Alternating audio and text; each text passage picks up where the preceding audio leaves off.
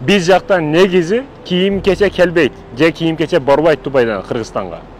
Продукта жааты кирип чыкпайт. Бирок бизден бара турган Дубайдан Кыргызстанга кире турган нерсе эң биринчиси техника, машина жааты, машинанын түрдүү түркүмү, запчастынан баштап бардыгы кирет. Андан кийинки экинчиси технология жааты, iPhone телефон, баягы Sony камера бүт бардыгы мына балдардагы мен тартқан балдарда камераларын ушул жактан алышкан, арзан жана сыпаттуу.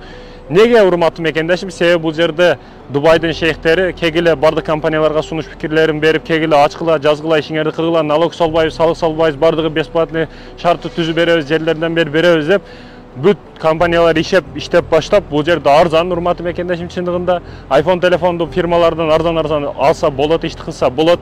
Мен айтайын, сунуш катары айтып атам, машинаны атайын бул жерде ортомчуларды коюп Кыргызстанга жөнөтүшүп атат. Мен сунуш берет элем, ар бир кыргыздын жараны өзү келип Дубайга машинаны алсын. Машинаны келип каалаган тандап өзү ала берет. Арзан дагы түшөт, билет дагы эч канча эмес. Ошондуктан мен ишеничтүү болот эле. Кыргыздын ар бир жараны келип, билет кетсе 200-300 доллар акча кетет билетке. Өзүң келесиң, көрөсүң, Дубайды дагы көрөсүң, кичине эс алып дагы кетесиң, машиналарды өзүң тандап, көзүң менен көрүп алып кетесиң да. Андан кийинки телефон техника жааты ошол иш кылып атканда достор, башкалар бар, ишти кылышып атат. Аллах разы болсун андан. Сен дагы өнүк, өс. Бир эле Россия деп жүрөбүрбү? Чөлкөлөрдү, чөлкөмдөрдү оңдо.